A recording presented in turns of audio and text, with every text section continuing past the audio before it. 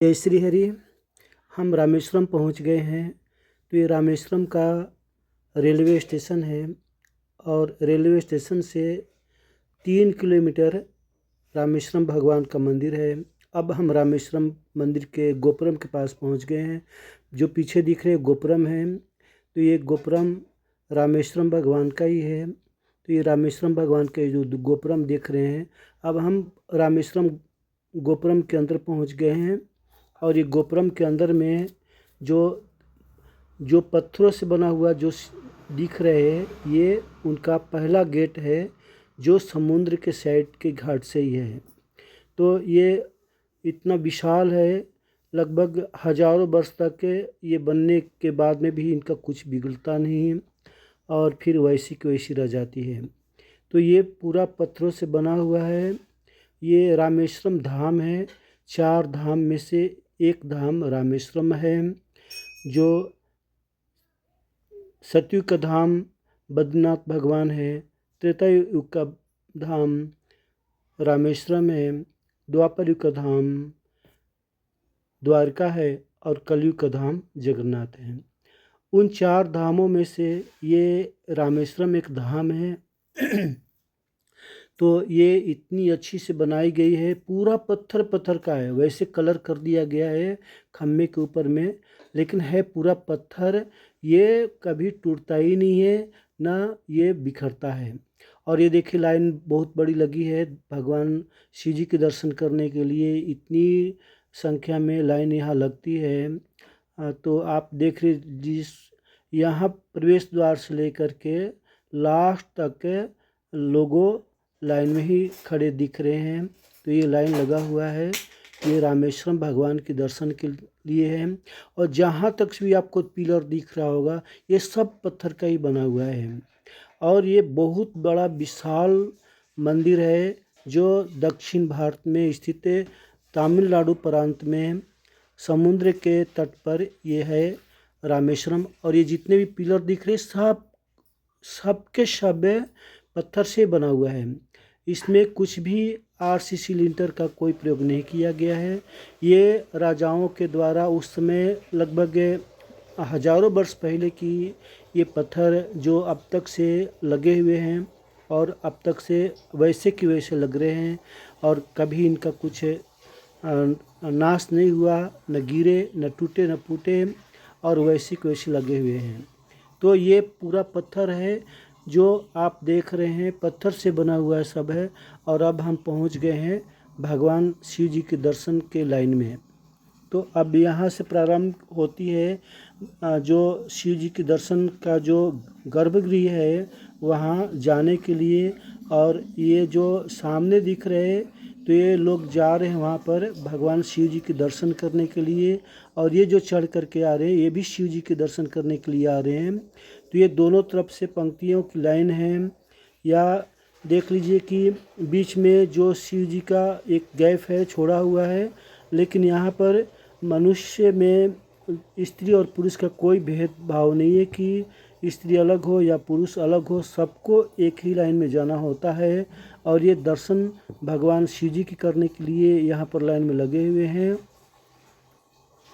तो ये लाइन है, आप लाइन में ये देख रहे हैं, सब शिव जी के दर्शन करने के लिए लाइन में लगे हुए हैं। और अब लगभग बहुत बार घूम करके शिव जी के पास तक पहुंचना होता है। यहाँ पर जो गंगा जल लाते हैं वो शिव जी की अभिषेक करते हैं। और उनको यहाँ गवर्नमेंट के द्वारा, जो इंडोमेंट गवर्नमेंट है उनके द्वारा एक टिकट प्रोवाइड की जाती है, कुछ पैसे लगते हैं, तब उनको मंदिर के पास तक उनको जाने की अनुमति होती है। और उनका जो जल है शिव जी पर अभिषेक की जाती है। लेकिन ये जो आप देख रहे हैं, ये जो गैप दिख रहा होगा, यही खाली जगह है जो शिव जी तक के गर्भगृह तक पहुंचाएगी। और हम तो अभी लाइन में लगे हुए हैं, लेकिन लाइन अभी बहुत बड़ी होती है, बहुत घूमना पड़ता है। इसके बाद में शिव जी की गर्भगृह तक हम पहुंचने पड़ते हैं। तो ये इतनी लाइन लगी हुई है। ये सब लोग शिव जी के दर्शन के लिए यहाँ पर लाइन में चलते चलते वहाँ पर पहुँच जाएंगे। और ये रामेश्वरम भगवान है ये अभी भी समुद्र के तट से थोड़ी ही दूर पर है। लगभग यहाँ से 200 मीटर की दूरी पर समुद्र तट है और यहाँ रामेश्वरम भगवान का मंदिर है। जो रामेश्वरम भगवान का गर्भगृह आपको दिखाई दे रहा होगा, ये रामेश्वरम भगवान का गर्भगृह है। अब यहीं गर्भगृह में भगवान रामेश्वरम भगवान यहाँ पर विराजते हैं और आप दर्शन कीजिए गर्भगृह की। जो भगवान रामेश्वरम भगवान यहाँ पर दर्शन देने वाले हैं। तो ये भगवान का गर्भगृह है जो भगवान दर्शन दे रहे हैं। तो यही भगवान का गर्भगृह में भगवान शिव जी विराजते हैं। जब त्रेता युग में भगवान श्री राम जी स्थापन किए थे, ऐसी शिव जी देखिए अब आ गए हैं गर्भगृह में और यही गर्भगृह में भगवान शिव जी विराजमान हैं। आप दर्शन कीजिए शिव जी की। तो शिव जी की दर्शन करते हुए आप उनको नमस्कार कीजिए, ध्यान कीजिए, प्रार्थना कीजिए। जो भी मांगना है मांगना है मांगिए। यही शिव जी हैं जो रामेश्वरम भगवान नाम से प्रख्यात हैं। तो ये तमिलनाडु प्रांत में रामेश्वरम भगवान है। और दर्शन करने के बाद में जैसे हम बाहर निकलते हैं तो बहुत बड़े बड़े प्रदक्षिणा है और परिक्रमा करते करते लगभग 4 परिक्रमा हैं और इस प्रकार से बड़े बड़े परिक्रमा हैं। और जितने भी मंदिर बने हैं सभी पत्थरों से बने हैं। हजारों वर्ष इनको कुछ होने वाला है नहीं, ना अभी तक से कुछ खराबी हुई है। हाँ, ऊपर में थोड़ा थोड़ा कहीं कहीं पेंट लगा दी गई है। इसलिए लगा दी गई है कि यहाँ की जो समुद्री हवा है वो नमक के द्वारा इसको खा ना जाए या नष्ट न कर दे, इसलिए पेंट का उस पर दे दिया गया है, आकर्षण कर दिया गया है, आकृति दे दी गई है। लेकिन ये जो ओरिजिनल है ये पत्थर का ही है। पुराने ज़माने में किसी प्रकार से कोई वाहन नहीं हुआ करती थी, फिर भी इतना बड़ा विशाल मंदिर कैसे राजाओं ने बनवा लिया। कितने हजारों लोगों की मजदूरी लगाने के बाद में ये सब मंदिर बना होगा। आप इसके ऊपर विचार कर सकते हैं। ये यहाँ से वहाँ तक दिख रहे सभी के सभी मंदिर है और ये परिक्रमा मार्ग है और इस प्रकार से 4 परिक्रमा मार्ग है इसके अंदर में। और ये जो पत्थर है आप देख रहे होंगे तो इस पर कुछ जो आकृति दिख रही है ये पेंट का लगाया हुआ, लेकिन है ओरिजिनल पत्थर। ये कभी टूटा ही नहीं अब तक से। तो ये जो पत्थर के बना हुआ रामेश्वरम भगवान है, बहुत बड़ा विशाल भगवान का मंदिर है रामेश्वरम नाम करके धाम में। तो यहाँ पर समुद्र में भी लोग आते हैं, दर्शन करते हैं, स्नान भी करते हैं।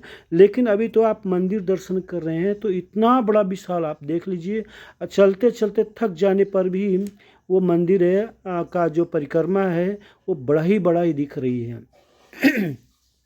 तो ये मंदिर का परिक्रमा आपको दिखाया जा रहा है और ये सारे परिक्रमा सारे मंदिर सब पत्थरों से बनी हुई। देखिए कलर कितना अच्छी लगी हुई है और ये कलर बनाया गया है लेकिन है सब पत्थर, इस पे कोई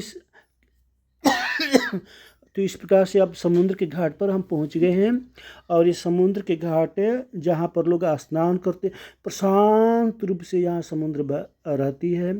कोई उथल पुथल नहीं है, कोई गर्जन नहीं है, न कोई किसी प्रकार से कोई किसी प्रकार से भेदभाव न करती है समुद्र। सभी लोग यहाँ इसमें स्नान करते हैं, आते हैं तो समुद्र में स्नान करते हैं। वैसे तो मंदिर में 22 कुंड है स्नान करने के लिए, लेकिन सर्वप्रथम तो इसमें ही स्नान करते हैं। जो ये मंदिर का घाट के सामने समुद्र दिख रहा है ये समुद्र है और ये समुद्र बंगाल की खाड़ी और अरब की खाड़ी से जुड़ा हुआ है। ये थोड़ी ही दूर 18 किलोमीटर पर जाएंगे तो धनुषकोडी है, वहाँ पर संगम है, वहाँ पर दोनों का मिलन होती है। लेकिन ये जो समुद्र है आप देख रहे हैं उन्हीं का समुद्र है, लेकिन प्रशांत रूप से रह रहे हैं। लोग आराम से स्नान करते हैं, कोई बिना भय के स्नान करते हैं, कोई डर नहीं होता है, कोई भय नहीं होता है। इसमें आराम से स्नान किया जाता है। ये समुद्र ही है और इस समुद्र का घाट भी मंदिर के समीप ही है।